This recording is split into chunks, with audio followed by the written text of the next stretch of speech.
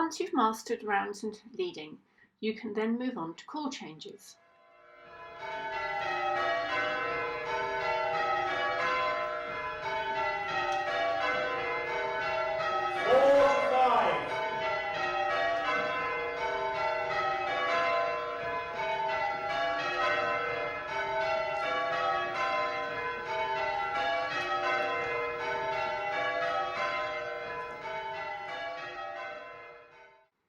Call changes do two things. They introduce you to the concept of where you are ringing in the row, your place, and they also introduce you to the need to adjust the speed of your bell. So let's have a look at the theory of call changes. A change is where a pair of bells is called to swap places. These bells will be next to each other in a row, not further apart. Calls are made at hand stroke and take effect the following hand stroke, one whole pull later. Bells can be called up or called down. Calling a bell up moves it towards the back of the row. Calling a bell down moves it towards the front of the row. It is important that you do not mix up the two systems. In this video, the bells are being called up. Change of 3.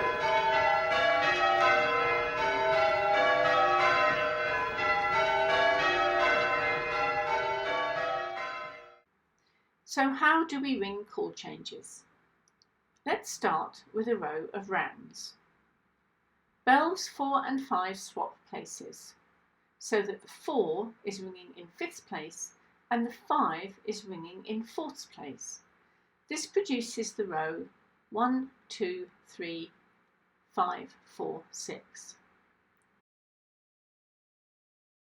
There are a number of simple rules which will help you ring call changes and help you keep track of what's going on. The first rule is that the bell going up the row is always told who to follow. Perhaps you can understand now why it is important not to mix the two systems. The bell going down the row has a much more difficult job to do. You always need to be aware who is ringing 2 places in front of you. When you move down, this will be the bell that you end up following.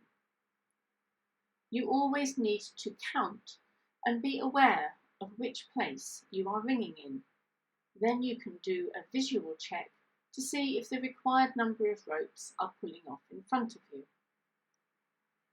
If you are following the 2 bells that change places, you are effectively told who to follow. But what about everybody else? Well, they are unaffected, so they just carry on following the bell they were following before.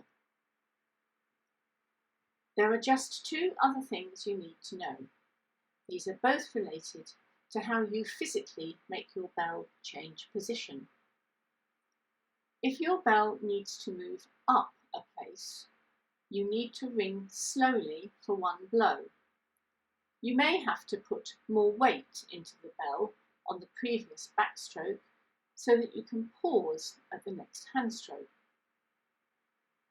If your bell needs to move down a place, you need to ring quickly for one blow. You should check or slow the sally so that the bell does not rise as high. You may also need to put more weight into the sally to stop the bell dropping at the next backstroke. With regular practice, you'll soon be able to ring a number of changes in fairly rapid succession.